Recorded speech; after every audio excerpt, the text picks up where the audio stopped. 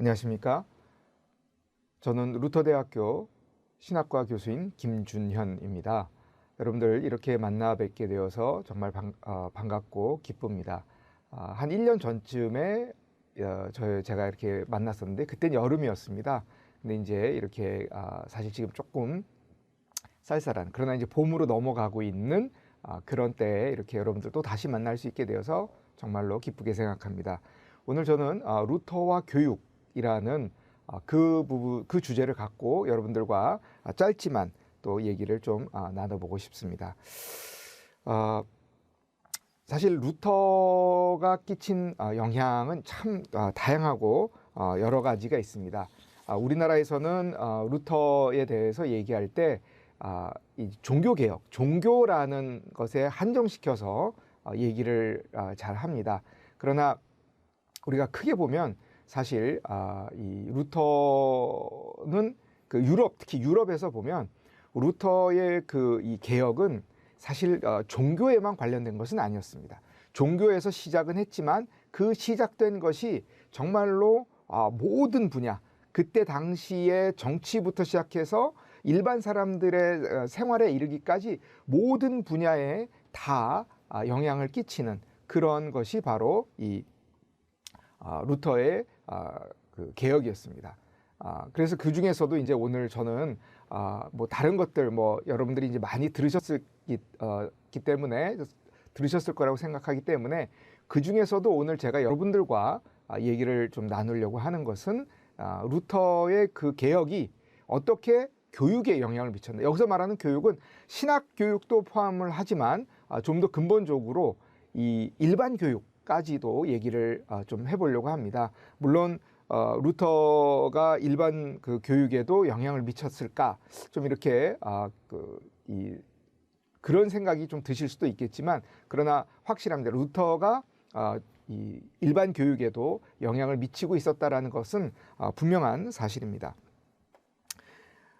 뭐 좀 지나간 얘기지만 좀 해보면 이 2000년이 시작될 때 타임지에서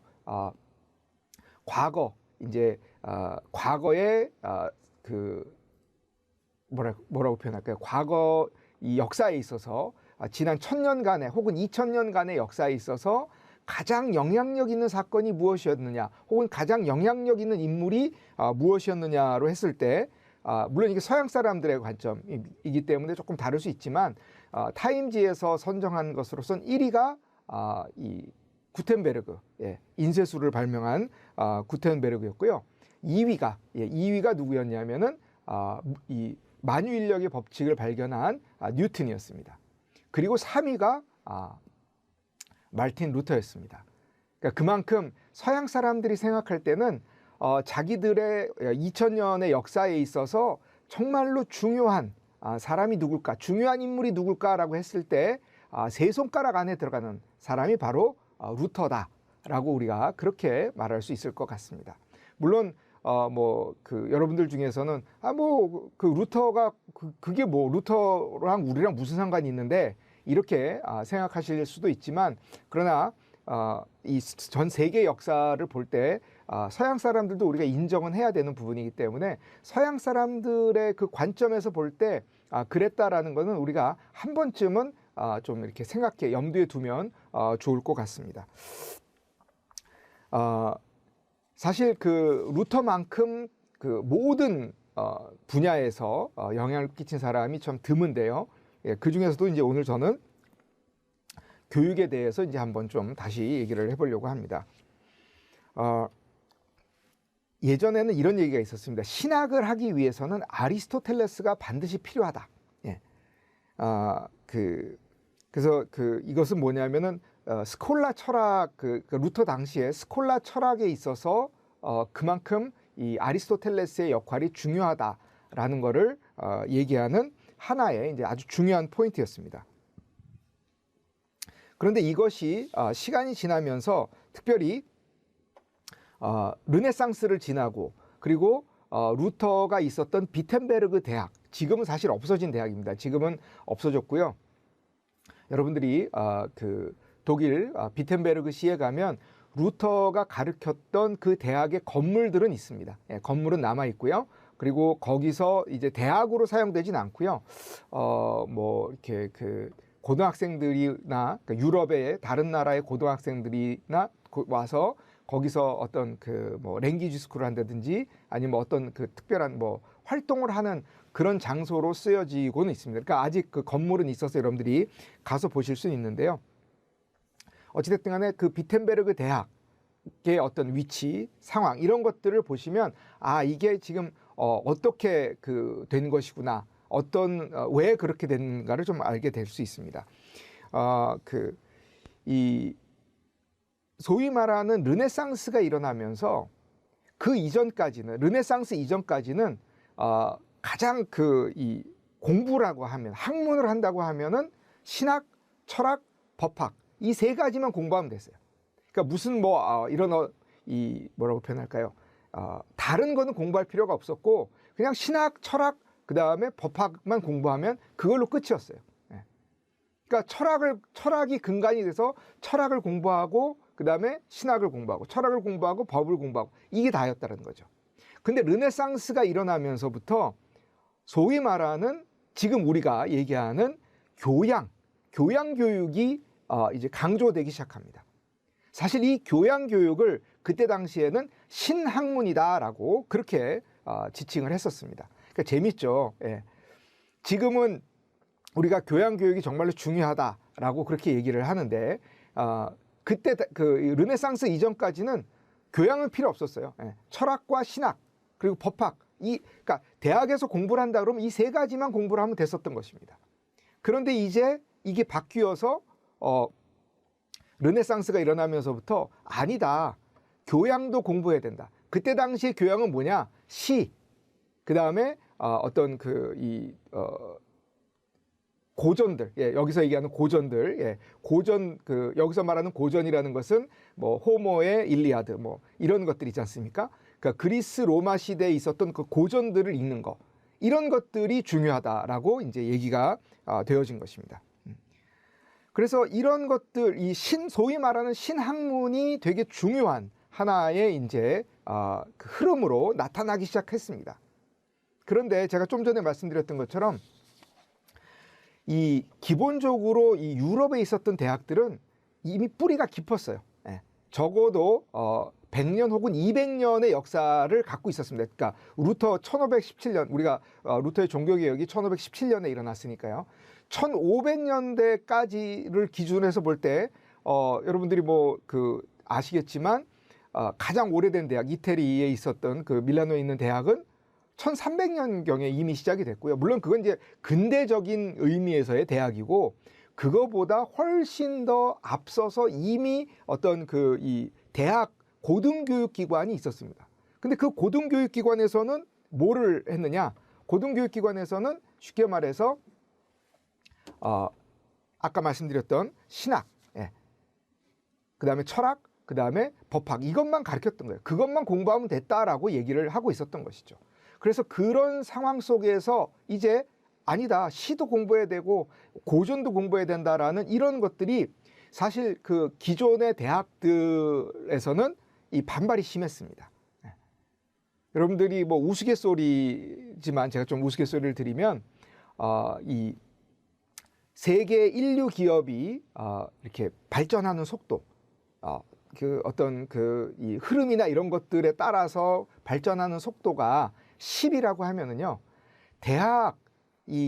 대학이 갖고 있는 그 변화하는 속도는 2나 1 정도 된다라는 그런 얘기를 제가 예전에 한번 들은 적이 있습니다. 그러니까 그만큼 대학의 어떤 교육의 어떤 시스템 이런 것들이 바뀌는 데 있어서는 상당히 시간이 많이 필요했습니다. 그러니까 200년 혹은 뭐 짧게 잡아도 100년 이상 된 유럽의 대학의 어떤 이 시스템들이 르네상스가 일어나고 사람들이 그것을 해야 된다라고 교육을 받아야 된다라고 얘기할 때 그거를 대학들이 쉽사리 받아들이지는 못했어요. 그런데 이 루터가 가르치게 된 비텐베르그 대학은 신생대학이었습니다. 그때 당시로는 아주 이제 막 대학이 시작이 된 거예요. 그러니까 대학이 막 시작이 됐으니까 대학의 어떤 전통이나 이런 게 없었어요.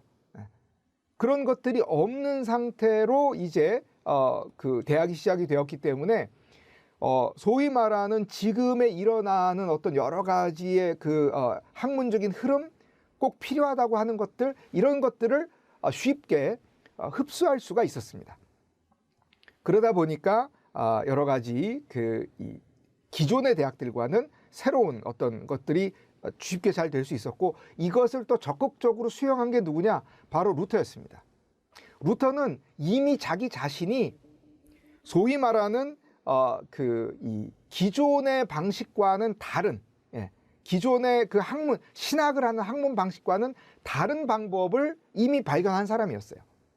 우리가 알지만 루터는 그 자기의 어떤 그 영적인 고뇌라고 하죠. 그래서 자기가 정말로 어떻게 하면 죄인인 인간이 의로우신 하나님 앞에 설 수 있을까? 이게 루터의 고민이었어요.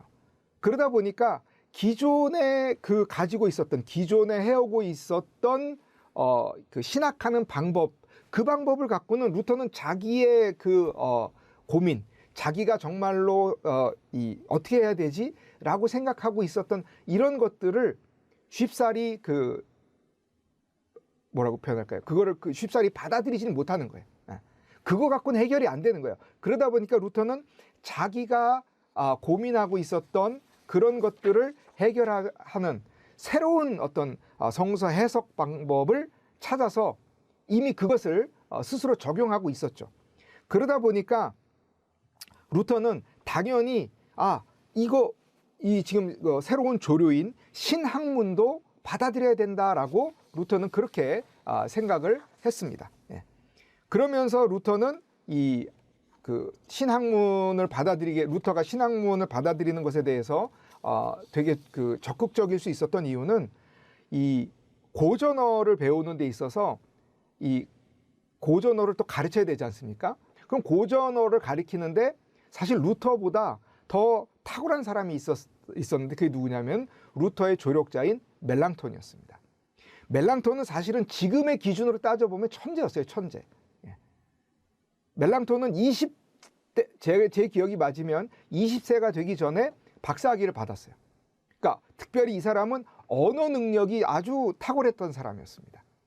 그래서 나중에 루터의 그 개혁 운동을 도우면서 이 라틴어로 문서를 작성할 때 거의 이 멜랑톤이 다 작성을 했습니다. 그래서 사실은 또 나중에 좀 약간의 문제도 있습니다. 왜냐하면 루터가 쓴 문서와 멜랑톤이 그 루터의 문서를 보면서 라틴어로 번역을 했는데 이게 약간 좀 그 뉘앙스나 이런 것들이 살짝 좀 차이가 있어요.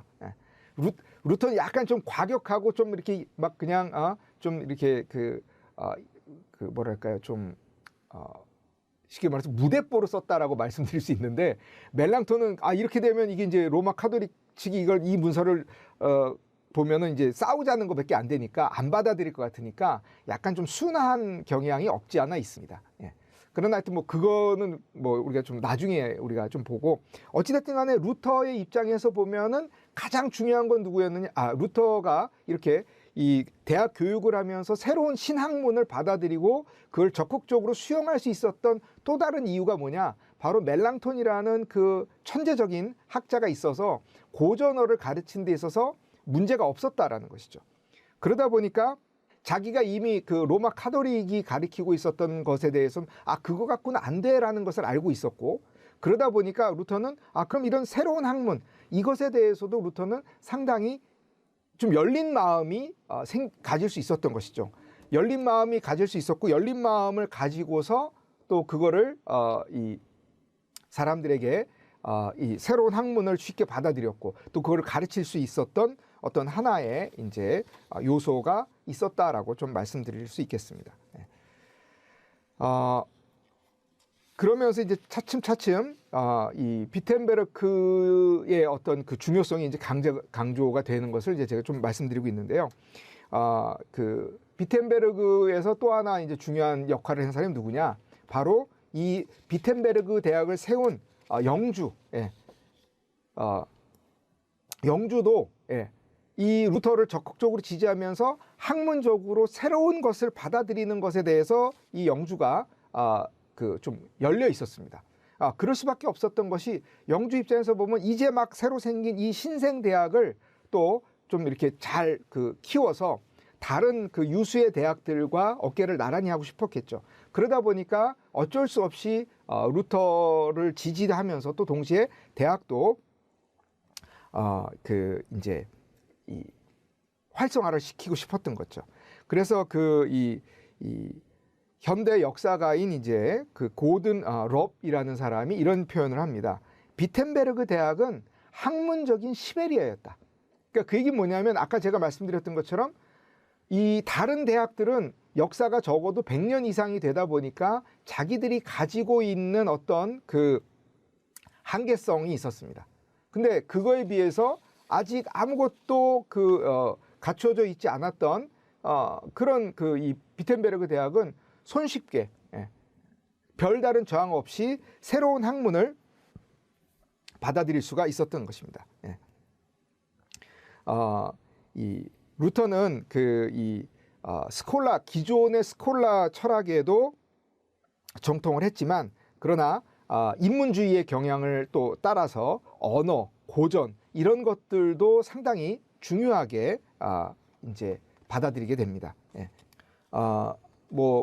이런 것들을 이제 거치면서 이제 루터가 이제 끼친 영향을 조금 더 살펴보면 비텐베르그의 이런 신학문을 받아들이는 루터가 이렇게 막 진작시킨 신학문을 받아들이는 것이 다른 대학으로도 이제 퍼져나가게 됩니다. 이 대표적으로 이 신학문을 받아들이는 것을 이제 저항했던 대학이 어디냐면은 쾰른시의 대학입니다. 쾰른시에 있었던 대학은 이 신학문에 대해서 되게 부담을 갖고 받아들이지 않았어요. 그래서 그러다 보니까 일부 학생들이 다른 대학으로 이동을 하게 됩니다. 왜냐하면 학생들 입장에서는 이런 새로운 학문에 대한 열이 새로운 것을 더 배우고 싶은 게 있었는데 그런 것들이 지금 자기가 다니는 이 쾰른 대학에서는 가르쳐지지 않으니까 그럼 나 다른 데 갈래 이렇게 된 것이죠. 그러면서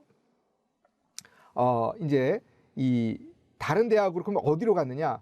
아직 비텐베르그 대학이 생기기 전이었으니까 라이프치히 대학이나 아니면은 마르부르크에 있는 대학들 이런 대학으로 이제 점점 학생들이 이제 옮겨지게 된 것이죠. 그 다음에 이렇게 이제 이런 상황 속에서 이제 완전히 촉매제 역할을 한 게 누구냐? 바로 비텐베르그 대학이었던 거예요. 학생들이 라이프치히나 이 마르부르크 대학에서도 별로 그렇게 자기들의 지적인 갈증을 해소를 못했어요. 그러니까 자연스럽게 새로 생긴 저 비텐베르그 대학은 뭘 많이 가르쳐 준대. 저긴 괜찮대. 라는 이제 그러한 이 얘기를 하게 되었고요. 그래서 그러다 보니까 이제 그쪽으로 많은 사람들이 가게 된 것입니다. 그러다 보니까 이제 다른 대학들이 안 되겠구나. 우리도 이 학생들 유치를 위해서 이런 것들을 해야겠구나라고 생각을 하게 된 것이죠. 그래서 이 루터의 이 교육이 결국은 이 비텐베르그 대학에서 루터가 적극적으로 신학문을 받아들이는 이런 현상이 독일 내의 다른 대학들에게 전파가 되면서 소위 말하는 지금의 교양 교육이 이제 독일 전체로 영향을 끼칠 수 있게 된 것이죠. 그 다음에 우리가 아시는 것 지금도 그렇지만 대학만 덜렁 있는 게 아니지 않습니까? 지금으로 치면은 유치원, 그 다음에 초등학교, 중학교, 고등학교, 대학교 이렇게 있죠. 물론 먼저 유치원 전에 여러 가지 이렇게 우리가 볼 수 있지만 그러나 우리가 생각할 때 이런 단계들을 보면 결국은 이제 이 소위 말하는 고등학교 이하에 있는 교육기관들의 목적이라고 하면 적어도 우리나라에서는요, 조금 이게 사실 좀 잘못된 부분이 있지만 우리나라에서는 고등학교 이하의 교육기관들은 90% 이상이 다 뭐냐면은 대학 진학을 목적으로 하고 있다는 것이죠. 사실 최근에 들어오면서 무슨 마이스터 고등학교 아니면 특성화고 이래갖고는 다양하게 고등학교에서도 지금 다른 여러 가지 것들을 이제 얘기는 다른 이 진로를 찾는 거를 이제 권장은 하고 있지만 그러나 아직 우리나라 대학은 좀 그렇다. 아직까지는 이 고등학교 이하의 이제 교육기관들은 대학으로 가는 것을 이제 중요하게 생각을 하고 있었습니다. 근데 이제 루터 당시에서도 보면 루터 당시에는 이게 우리나라랑 좀 상황이 비슷했어요. 네. 그러니까 대학 이하에 있는 그 교육기관들은 대학으로 가는 것을 목적으로 삼았던 것이죠. 그래서 그때 당시에 있었던 그 라틴 학교들, 그 다음에 김나지움, 예. 그런 학교들이 비텐베르그에서의 비텐베르그에서 비텐베르그 대학을 보면서 저 대학은 뭔가 좀 새로운 걸 가르치네. 야, 그럼 우리가 지금 이거 뭐 어떻게 배워야 되지? 우리가 어떤 교육을 시켜야 되죠? 라고 비텐베르그 대학에다가 자문을 구하기 시작하는 겁니다. 그래서 비록 이 대학 그때 당시에 교육은 사실 돈 있고 정말로 이 많은 이 재정적인 후원 뒷받침이 되어야지만 되다 보니까 똑똑해서만 대학을 가지는 못했어요. 예. 그런 상황 속에서 어찌됐든 간에 그 재정적인 것이 많이 필요했지만 그러나 그 라틴 학교나 김나지움에서는 이제 비텐베르그 대학에다가 우리 학생들에게 무엇을 교육을 시켜야 됩니까라고 이제 자문을 구하면서 우리 학생들을 어떻게 하면 대학으로 이제 진학시킬 때 도움이 될까요?라는 그런 얘기를 하는 것이죠. 이런 측면에서 보면은 상당히 이전에 있었던 그러니까 반대로 생각해 보시면 이전에는 신학, 철학, 법학이에요. 그러니까 일반 라틴 학교나 김나지움 혹은 그 이전의 학교들은 다 뭐를 하는 거예요? 신학, 철학, 법학을 가르치기 위해서 그것들을 어떻게 준비해야 되는가? 여기에 포커스가 맞춰져 있었어요. 그런데 이제 비텐베르그의 대학 시스템, 그 다음에 어떤 학문적인 새로운 그 흐름들, 신학문에 대한 이런 그 갈증들 이런 것들이 나오면서 라틴 학교나 김나지움에서도 일반 교양 과목들을 가르쳐야 된다라는 것을 이제 알려주기 시작한 것입니다. 그래서 이런 것들을 보면 우리가 이게 그 루터가 갖고 있었던 개혁 운동이 정말로 새로운 측면, 또 다른 측면으로 접근이 되었구나라는 것을 알게 된 것이죠. 그래서 이런 것들을 바라보면서 이제 바뀐 학교들이 뭐 어떤 것들이 있었느냐. 그 1520년대 초반에 그 독일의 작은 도시인 쯔비카우시가 있습니다. 그래서 이 쯔비카우시에서는 자기네 시에 있었던 라틴 학교와 그 다음에 김나지움에서 교과 과정을 전면 개편합니다. 그래서 언어를 강조하고요. 그 다음에 고전 작품들을 읽도록 고전학을 강조합니다. 또 이 발틱 쪽에 있었던 지금 요즘 여러 우리가 많이 이제 접하게 되는 그 발트 쪽에 있었던 그 라트비아의 리가시가 있었는데 라트비아라는 나라의 리가시가 있는데 1527년에 이제 새로운 그 학교가 생기는데 이때 인문주의 예비 학교를 만듭니다. 그러니까 이거는 루터가 강조했던 그런 그 교양에 대한 교육이 강조되면서 이런 소위 말하는 인문주의 예비 학교. 인문주의 예비 학교에서 뭘 가르치겠습니까?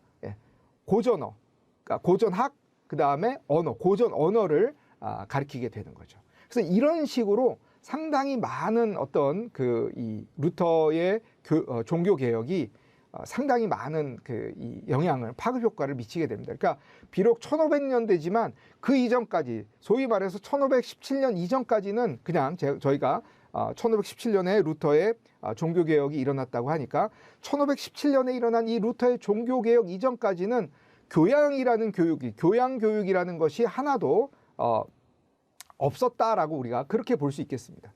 그런데 루터의 이 개혁 운동으로 말미암아서 이제 교양 교육 이런 것들이 상당히 많이 이제 발생하고 그런 것들이 퍼져나가기 시작했다는 것이죠. 그래서 어떻게 보면은 현대의 이 교양 교육의 시작도 루터라고 그렇게 말씀드릴 수 있을 것 같습니다. 지금까지 제가 좀 간단하게 루터와 루터가 어떻게 일반 교육에 영향을 끼쳤는지를 살펴보았습니다. 같이 끝까지 함께해 주셔서 감사를 드립니다. 수고하셨습니다.